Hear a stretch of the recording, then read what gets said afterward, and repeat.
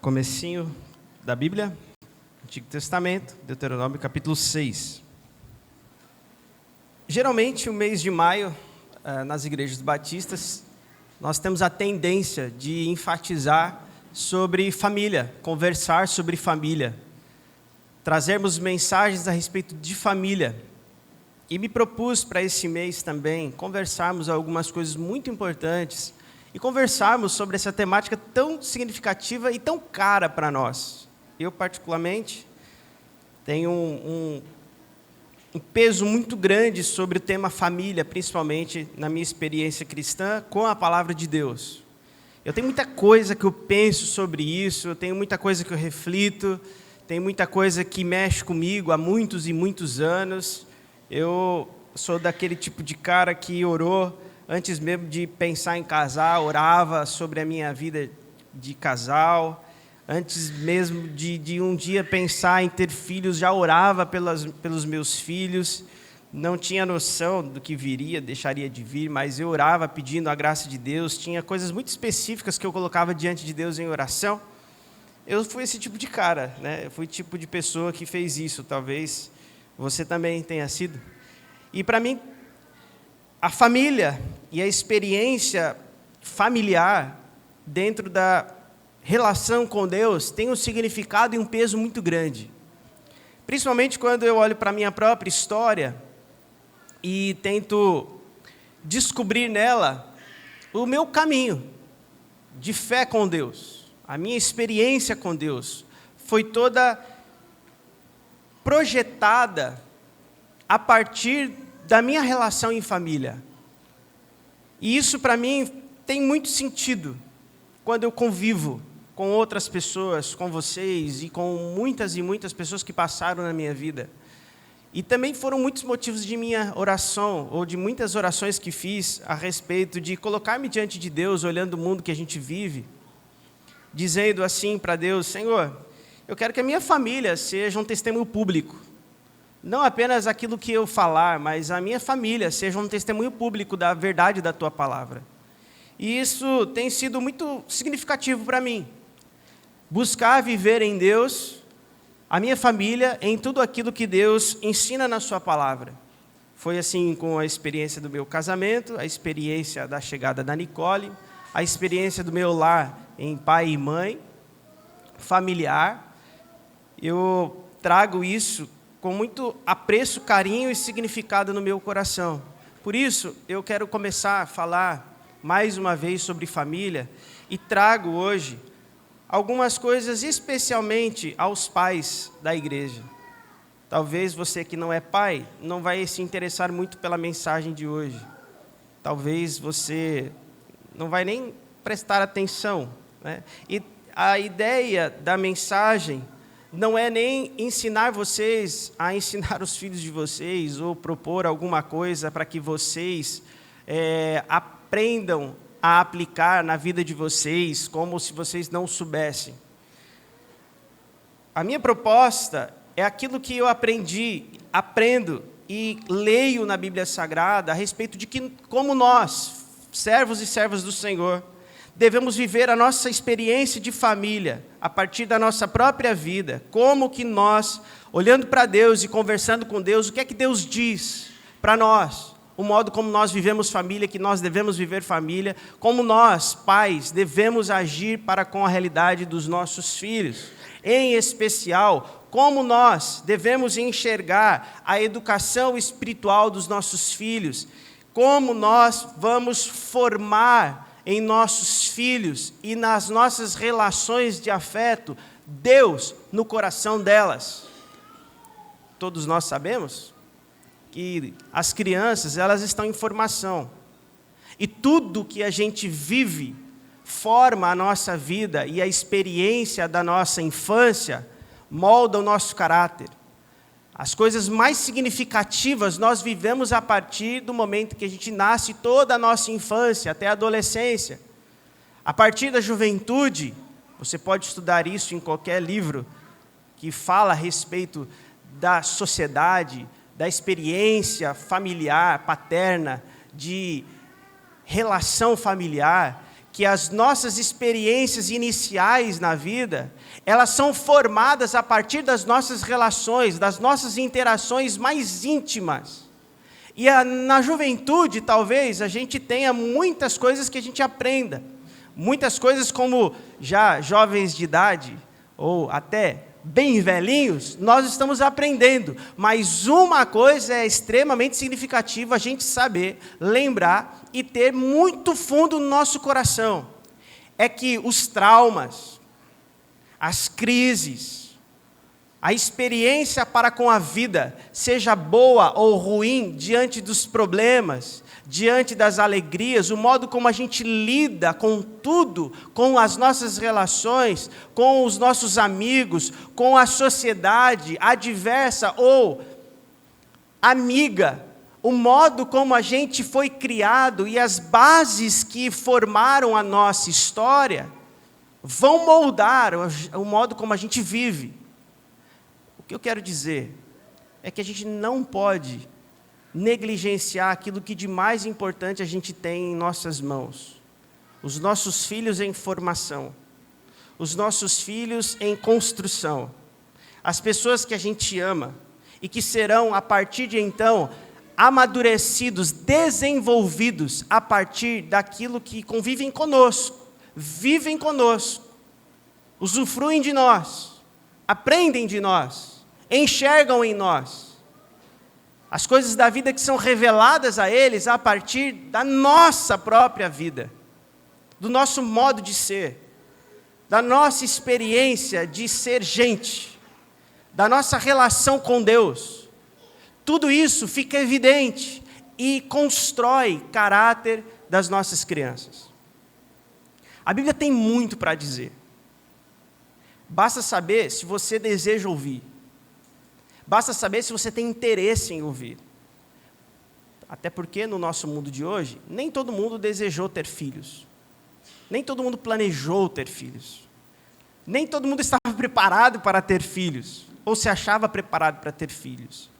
Para muita gente, principalmente no nosso mundo cristão, que é onde eu convivo, não foram poucas as vezes que eu ouvi a experiência de ter filhos como um peso, como um problema. O filho veio para ser uma pedra de tropeço nos planos. É claro que a pessoa não vai falar que não ama o filho, porque ama o filho, ama a filha. Só que não há como negar que os planos mudaram, que as vontades foram cerceadas, que aquilo que eu fazia e que não precisava dar satisfação para ninguém, agora não apenas eu não consigo fazer, como eu tenho que carregar junto comigo outra vida, outra pessoa. É maravilhoso, mas é um peso muito grande. Há coisas que são carregadas na nossa fala, e cansei de conversar com pessoas, crentes em Jesus, histórias familiares em que os filhos não são uma experiência de alegria profunda, de relação com Deus, mas de uma experiência muito difícil, um peso tão grande, que, isso eu ouvi fora do contexto cristão, mas não duvido que tenha, que fala assim: eu amo muito meu filho, isso tem vídeo, mas se eu pudesse não teria os. Pessoas que gravam vídeos assim, na intenção de dizer que a sua paternidade, a sua maternidade, ela é diferente da própria pessoa, para dizer que tem caminhos que se toma e que o filho, a filha, o ventre que gerou, foi mudada a minha história, e que se eu pudesse escolher, eu não viveria esse peso, apesar de o meu filho ser aquilo que eu mais amo na vida. Essas são as experiências e falas que eu não estou inventando, você pode ver. Imagina uma criança, né, filho da sua mãe, chega na idade adulta, liga o YouTube e vê a mãe falando, expressando para um repórter, dizendo: Meu filho é o que eu tenho de mais precioso, mas se eu pudesse, eu não teria. A gente acha legítimo esse tipo de conversa. Mas no nosso contexto, principalmente cristão, não são poucos que nem desejam ter filhos, nem querem passar por essa realidade. Conheço pessoas que, quando a gente conversa, a experiência da maternidade, ela é tão profundamente negativa, que quando se conversa, e aí, quando vocês vão ter outro? Deus me livre, né? Deixa para outro. Deixa para o senhor, pastor, né?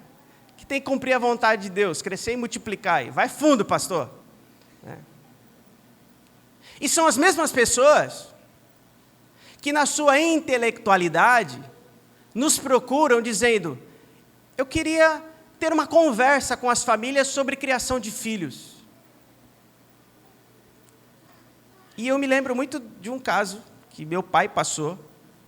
Ele era pastor em Itararé, em São Paulo.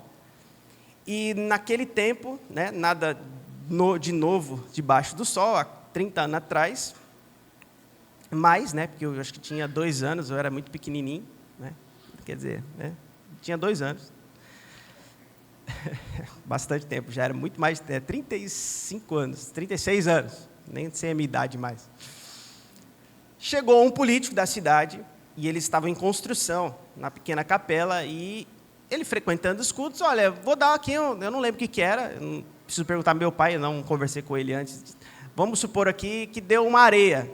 Deu uma areia aqui, tem umas telhas aqui, vocês querem pegar para vocês poderem utilizar? Obrigado, né? Uma boa ação. Passa-se os dias, vem o tal político e procura meu pai e diz assim: ei, pastor, eu queria dar uma palestra na sua igreja. É mesmo? Sobre o quê? Sobre o Cristo. Espera aí, deixa eu ver se eu entendi. Você quer palestrar na igreja, falar sobre Jesus, é isso? Sim, sobre o Cristo. Aí a pergunta do meu pai é óbvia. Como é que você quer falar de alguém que você nem conhece? Porque muitas vezes a gente está vivendo uma experiência em que a gente acha que tem informações para passar. Mas a experiência da vida mostra que aquilo não é da nossa índole, não está no nosso coração. E isso fica provado, sabe pelo quê? Gravem isso, não esqueçam nunca mais. Tudo aquilo que a gente se dedica, tudo aquilo que a gente ama, tem toda a força da nossa vida, todo o entendimento da nossa parte. A gente se dedica, a gente se esforça, tudo aquilo que a gente ama profundamente faz parte da nossa rotina, faz parte da nossa atenção, faz parte dos nossos maiores cuidados e faz parte da nossa dedicação e de toda a força da nossa vida. Significa que educação de filhos dá trabalho. Quem deseja ter filhos e no Senhor, sabem das dificuldades. Mas não são as dificuldades que moldam o seu desejo. É a palavra de Deus.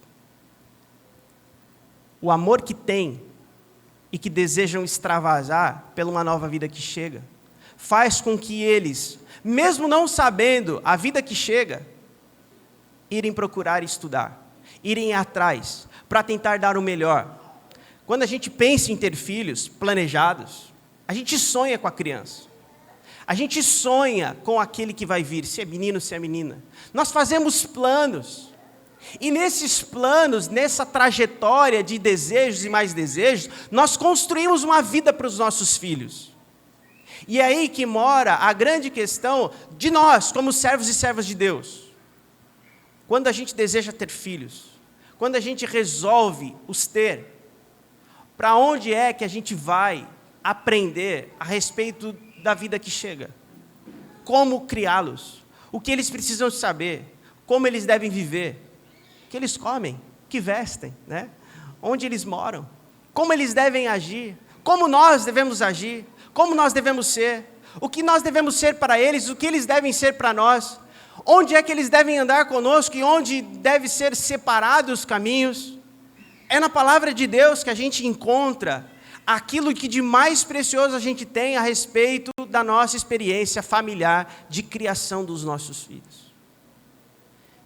É na experiência com Deus que a gente aprende aquilo que de mais precioso nós devemos considerar.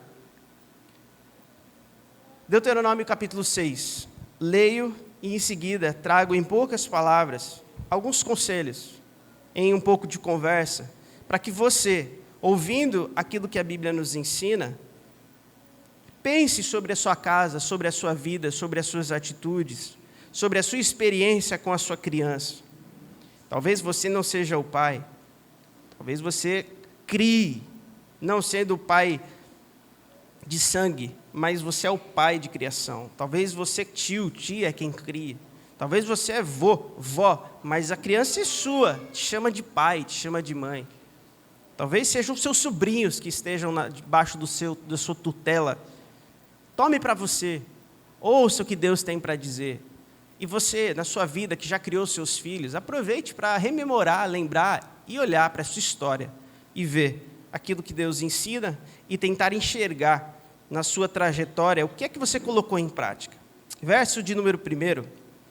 Esta é a lei, istos são os decretos e as ordenanças que o Senhor, o seu Deus, ordenou que eu lhes ensinasse, para que vocês os cumpram na terra para o qual estão indo para dela tomar posse.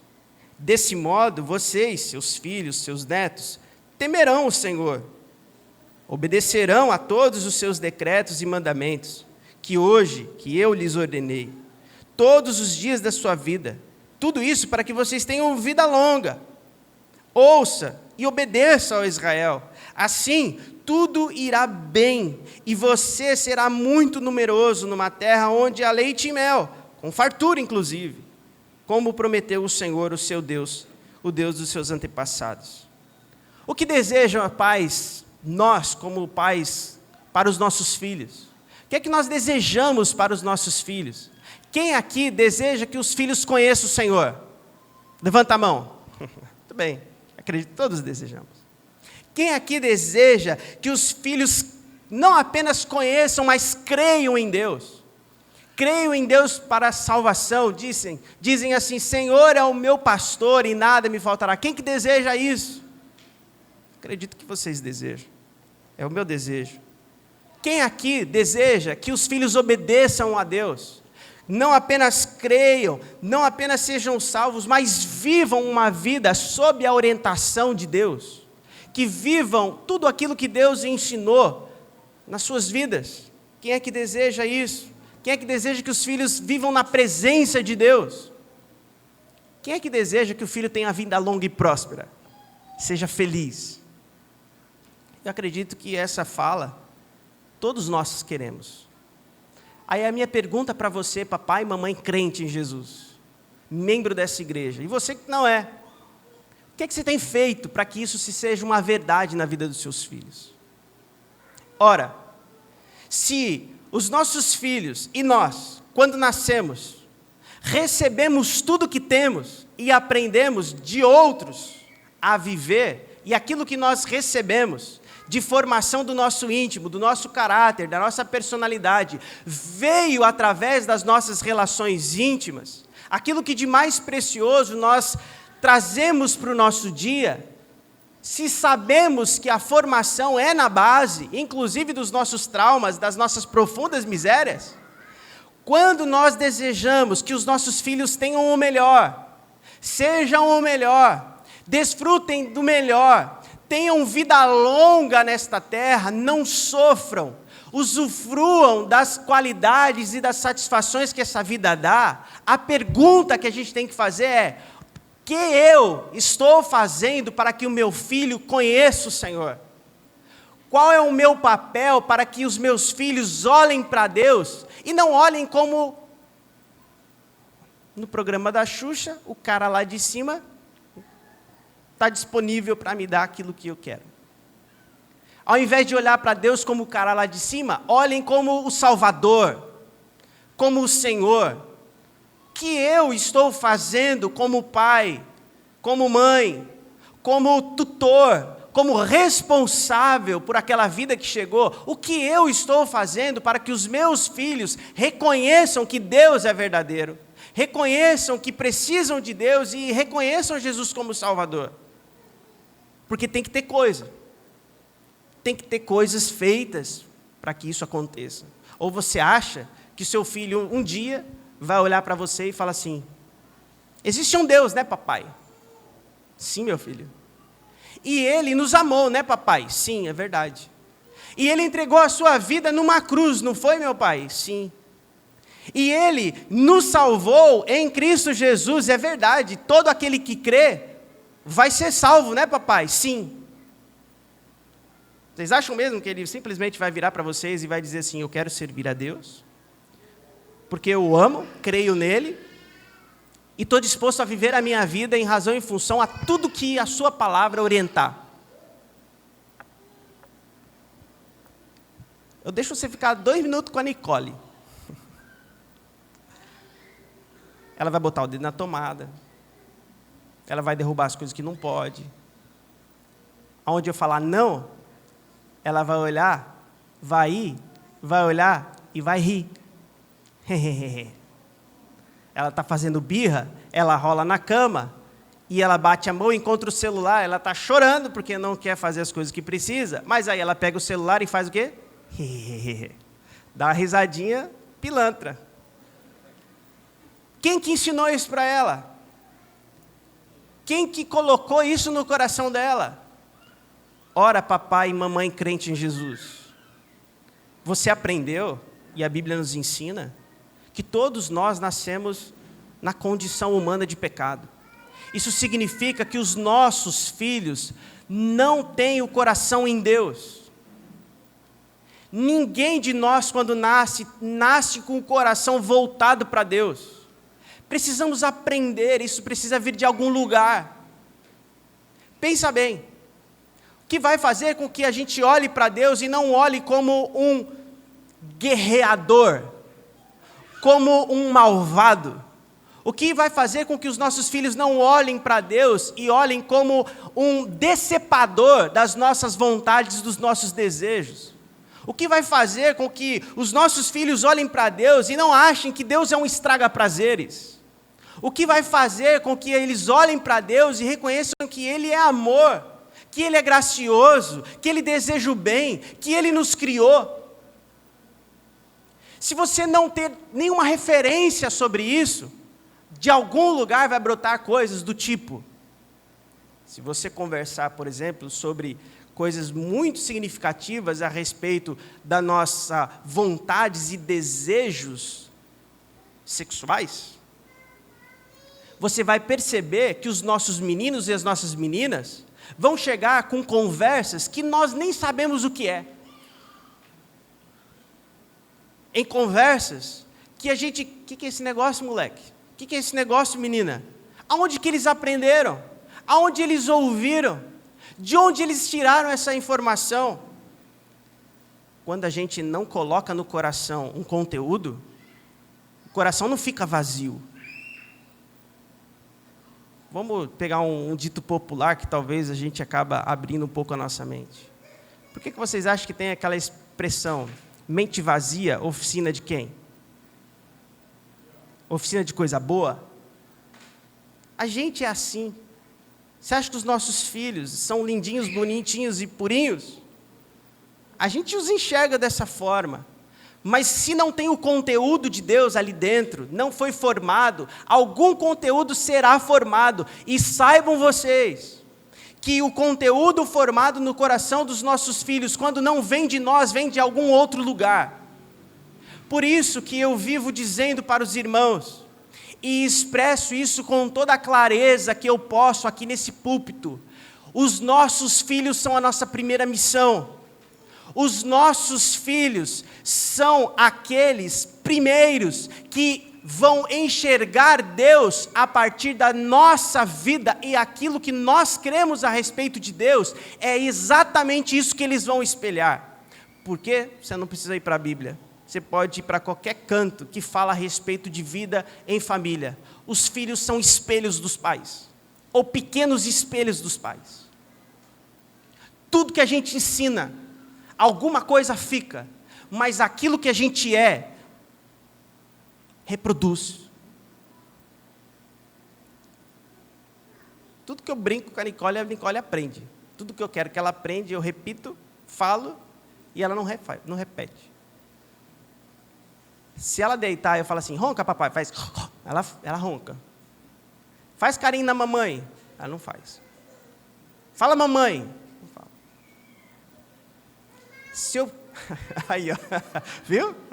Se eu falo... Não vou falar porque já repetiu. Se eu falo uma outra coisa que não tem nada a ver e que eu não gostaria que ela aprendesse, adivinha o que ela vai aprender? Exatamente isso. Porque a gente precisa entender que o conteúdo virá de algum lugar. Agora, pensem consigo. Quem é que vai colocar no coração dos nossos filhos aquilo que de melhor tem nessa terra? Quem vai colocar no coração dos nossos filhos aquilo que de mais precioso se precisa? Se não for você que o ama, que deu vida, que daria sua própria vida por eles, você acha mesmo que o amigo da escola, que o professor da escola, que a escola, que o tio, que alguém de fora, que o professor da escola bíblica, que o pastor, vai conseguir colocar no coração do seu filho aquilo que de mais precioso ele precisa entender? A experiência que eu tenho como pastor, às vezes me tira um pouco do sério, porque eu acho que a gente está competindo. Eu acho que talvez, quando a gente diz, você precisa colocar o seu filho diante da palavra de Deus, diante da verdade, do coração de Deus que está no culto, porque culto foi estabelecido por Deus. Quem inventou esse negócio de culto? Deus. Porque é um modo como Deus se relaciona conosco. Quem que falou para a gente orar? Quem que instituiu a oração como critério de relação? Deus. Quem que colocou a palavra como referência significativa, profunda, de salvação para nós? Deus. Quem que colocou a igreja como seu próprio corpo, em que estando no meio, no seio da igreja, Deus se faz presente e Cristo se revela, não apenas a nós, mas no coração dos nossos filhos, que a gente acabou de dizer, que desejamos que eles sirvam ao Senhor, amem o Senhor, reconheçam o Senhor e vivam para Deus. Como eles vão experimentar isso se eles não estão lendo conosco? Se no momento da leitura eles não estão interessados? Se no momento da oração eles estão dormindo? Se no momento do culto não é nada legal, é ruim, é difícil, a gente está conformado com isso. A gente fala assim, mas meu filho está cansado, pastor, acorda todo dia, cedo. Ok, está cansado, está com sono, bota um celular com um joguinho na frente dele. O sono acaba. O sono acaba. No congresso dos adolescentes, no nosso retiro dos adolescentes, o pastor Miqueias fez uma perguntinha que eu acho a mais significativa. Quem aqui é filho de crente? Quem aqui cresceu na igreja? Adivinha só, a grande maioria levantou a mãozinha. Qual é a parte que eles mais gostam? Da festa. Comida. E a palavra? E o interesse por aquilo que está sendo pregado? O objetivo do retiro é para divertir, para brincar, para comunhão. Mas principalmente é algo que eles não têm em lugar nenhum. A palavra de Deus. E a gente como pai sabe. A gente sabe. Só que a pergunta que eu faço é, se nós estamos interessados em que os nossos filhos conheçam o Senhor, o que nós estamos fazendo para que essa realidade realmente aconteça no coração deles? Como eles vão chegar em um culto como esse, olharem para o cara que está pregando e se interessarem em conferir os textos? Interessarem-se em um momento de conversa da palavra de Deus? Se interessarem em cantar cânticos, como a gente acabou de fazer. Tudo isso, pessoal, não vai nascer no coração dos seus filhos Pode ser uma coisa esporádica, talvez uma coisa que aconteça sem ser ensinado, porque isso acontece. Mas a grande verdade é que tudo isso é ensinado, tudo isso é passado de um lugar para outro, tudo isso é feito a partir da nossa formação.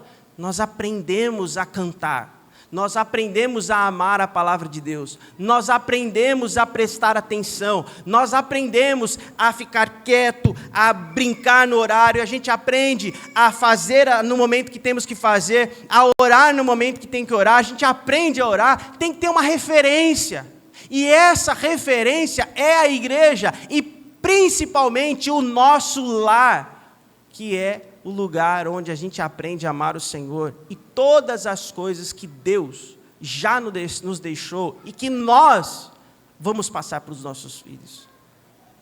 É evidente para nós, e a gente precisa acordar, que quando chegam momentos como esse, os nossos filhos estão dormindo. E não poucas vezes estão aleatórios, nos arredores dos congressos.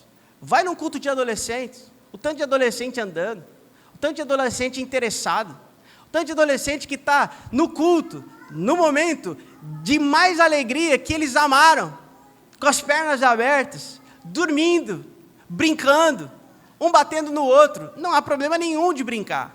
Só que há um problema quando isso é constante, que mostra claramente que o interesse está em outro lugar. Ah, mas é adolescente, pastor. Ok. E quando é o momento em que ele vai se interessar? É no momento que você não tiver mais autoridade sobre ele? Quando você falar algo e ele nem te ouvir? Qual é o momento de aprender? Qual é o momento em que ele vai olhar e vai reconhecer que aquilo é importante para a vida dele? Você vai esperar chegar na vida adulta? Você vai esperar passar crises e mais crises para que ele chegue diante de um momento particular e fale assim, não, realmente Deus é o melhor para a minha vida? Você acha mesmo que é assim que funciona? De novo, Deus pode fazer o que quiser. E é verdade que tem muita gente que não tem referência nenhuma e é o melhor servo de Deus que a gente pode conhecer. Mas isso não é regra, é exceção. A regra é que aquilo que a gente aprendeu é aquilo que a gente reproduz. E é justamente essa regra que faz com que na vida, nas pancadas da vida, a gente consiga discernir o bom do ruim. Pensa bem, o que é melhor? Você ser a voz de autoridade e disciplinar o seu filho e ele sofrer pelas suas mãos, ou porque você tem medo de ser rejeitado, medo do que seus filhos vão pensar, ou de não amar você de volta, deixar ele fazer aquilo que ele quiser, achar que está tudo bem o caminho que está, o não se interessar, a indiferença com relação a Deus, que um dia ele vai aprender. Pessoal, é muito melhor a sua disciplina do que a disciplina do mundo. É muito melhor ele aprender na adversidade e em casa, debaixo da sua mão amorosa, do que de uma mão que não apenas não o ama, mas quer usufruir da vida dele de modo injusto. Quanta gente tem aprendido com as pancadas da vida, mas com pessoas que não têm o mínimo interesse. Você já experimentou isso? Eu já experimentei isso. Quantas coisas a gente não aprendeu em casa, mas a gente apanhou na vida com gente que não tem interesse em nós. Não é para aprender, é para machucar. Você acha mesmo que os nossos filhos devem aprender os valores mais profundos do reino de Deus fora? Tem que ser dentro. Não sei se vocês prestaram atenção, eu estou caminhando para o final. A leitura que a gente fez, desses 3 primeiros versos, desses 4 primeiros versos, a pergunta que eu fiz foi, quem deseja aqui dar o melhor para os seus filhos? Aqui está escrito o seguinte, que aquilo de melhor que a gente pode dar para os nossos filhos é a palavra de Deus. Aquilo que de melhor nós podemos fazer para os nossos filhos é ensiná-los a reconhecer Deus e a temer a Deus e a amar a Deus. Aquilo que de melhor nós podemos fazer para que os nossos filhos sigam a Deus é obedecer os seus mandamentos e as suas orientações. Aí eu perguntei, quem é que é aqui que os seus filhos tenham vida longa e próspera? Todo mundo quer. O texto vai dizer para nós que vida longa e próspera é diante de Deus na sua palavra. É obedecendo os mandamentos de Deus, não é isso que a gente leu? Ouça, ó Israel, verso número 3. Assim tudo irá bem. Verso número 2. Para que tenham vida longa, eles devem obedecer os mandamentos, para que eles usufruam dessa terra, e o melhor dessa terra, eles precisam viver tudo aquilo que Deus prometeu. Quem é que vai ensinar isso para eles? Somos nós. Arrisco a dizer o seguinte, nós todos desejamos que os nossos filhos tenham o melhor. Como é que a gente faz para que isso aconteça? A gente paga as melhores escolas, a gente paga os melhores professores, a gente dá tudo que a gente pode, a gente inclusive se sacrifica, tira do nosso, não faz aquilo que a gente quer, justamente para que eles tenham o melhor. A gente dá tudo que a gente pode, e a gente faz tudo aquilo que a gente pode, para que os nossos filhos tenham o melhor, a melhor roupa, os melhores colégios, o melhor ensino. E o nosso objetivo, quando a gente fantasia, é: quero que meu filho seja médico, quero que meu filho seja um administrador de empresas. A pergunta que eu faço é: você deseja tanto que ele seja isso, investe a sua vida e coloca tudo diante dele para que ele seja tudo isso que ele desejar? Agora a pergunta que nós temos que fazer, mais óbvia, é: você gostaria de ter um filho médico e você ficaria satisfeito com um filho médico, mas que não consegue se relacionar com nenhuma pessoa? Que vive em festas, que vive gastando a sua vida com tudo aquilo que o mata? Você estaria contente tendo dado tudo para o seu filho, para ele ser um advogado, a melhor faculdade, e você agora tem um filho advogado, bem sucedido no trabalho, mas muito mal sucedido nas relações, que nem se relaciona com você, não te dá bom dia, abandona, tudo aquilo que você ensinou ignora, você não o encontra, ele te despreza, vira para você e fala: você não fez mais aquilo que era a sua obrigação, não pediu para nascer. Você estaria contente, tendo dedicado toda a sua vida para que o seu filho seja aquilo que de melhor você planejou, mas ele não ter caráter? É isso que você quer para o teu filho? É isso que nós queremos para os nossos filhos?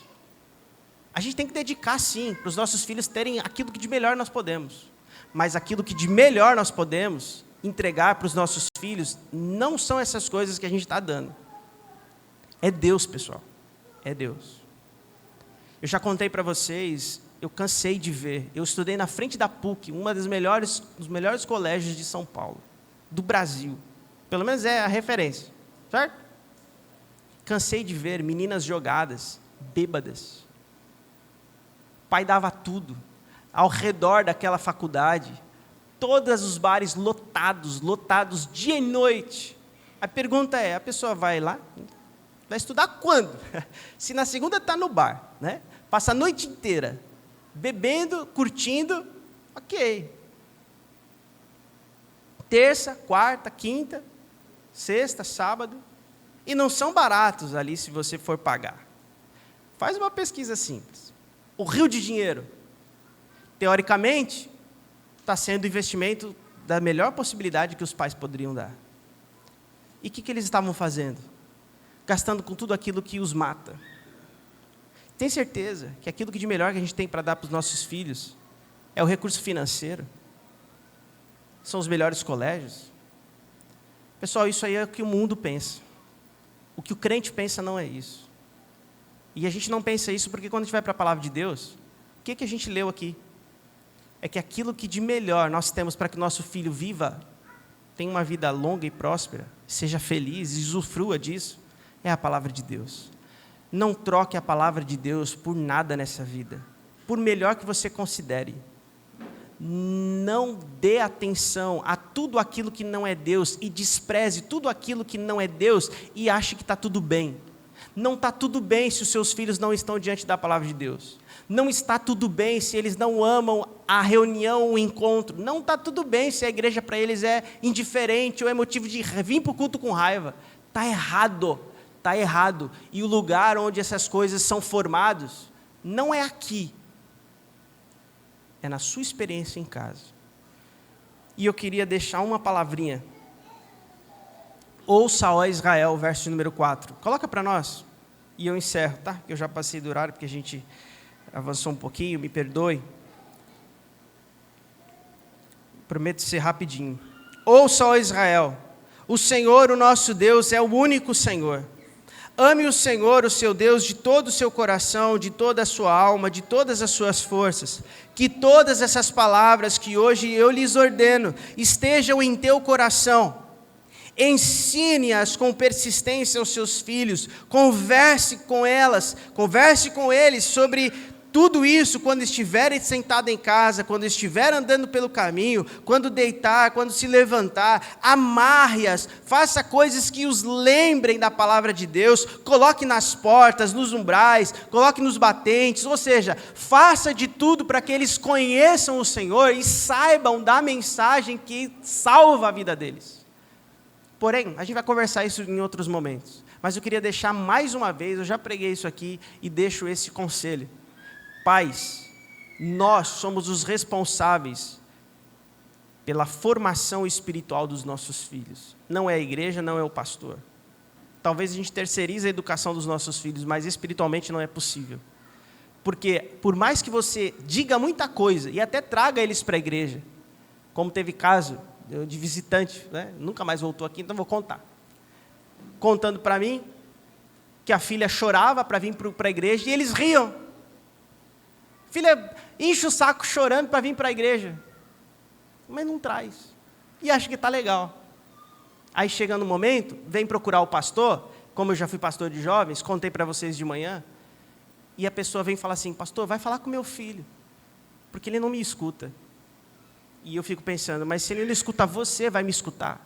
Se você que é pessoa de confiança, ele não escuta, vai me escutar. Onde é que está o problema? É que nas coisas mais importantes, a gente achou que estava tudo bem. O texto está dizendo o seguinte, que a gente ensina aquilo que a gente vive. Não é possível passar aquilo que a gente não tem. Por isso que na leitura que vocês fizeram, de 1 Coríntios 11, o que é que o apóstolo Paulo está ensinando? Aquilo que eu recebi foi aquilo que eu entreguei. Quando o texto fala, ouça, ó Israel, para quem estuda a Bíblia, sabe que essa é uma confissão de fé mais importante do povo judeu. É o Shema. Ouça, ó Israel. Sabe o que significa isso? Não é essa experiência que nós estamos de troca, enquanto eu estou falando, você está ouvindo. Na Bíblia Sagrada, ouvir não é simplesmente você dar aqui a sua audição para aquilo que está sendo dito. Lembra quando Jonas orou e Deus ouviu a sua oração? Deus agiu. Ouvir na Bíblia Sagrada é a experiência de Tiago. Não sejam apenas ouvintes, mas praticantes da palavra. Ouvir é isso. Prestem atenção na palavra de Deus. Sejam vocês, aquilo que vocês vivem, entregue ao coração dos seus filhos. Lutem, porque ninguém fará isso por vocês. Alcance o coração deles com persistência. Não vai ser fácil, mas é muito melhor você se dedicar toda a sua vida, para que naquele desejo de usar aquele texto de Provérbios, capítulo 22, verso número 6, ensina a criança no caminho que deve andar e até quando for velhinho não se desviará dele. Pessoal, o texto não está dizendo que não vai se desviar, ele está falando que vai estar lá. A maioria, se você for no presídio, a maioria é tudo filho de crente, tudo desviado. O texto está nos dizendo que o normal é aquilo que a gente produz no coração dos nossos filhos fica, mesmo que um dia eles optem em não viver, mas está ali dentro. A grande questão é, e quando a gente não forma isso no coração dos nossos filhos? Quando eles chegarem lá fora, lá longe, com a idade avançada, onde é que eles vão ter a bagagem para dizer, um dia eu aprendi, se eles nunca aprenderam? Lembre disso, querido irmão, não negligencie a obra que Deus realizou na sua vida. Não esconda dos seus filhos aquilo que de mais precioso você tem. Ou não têm, por isso que precisa ter, porque se for assim, eles não terão.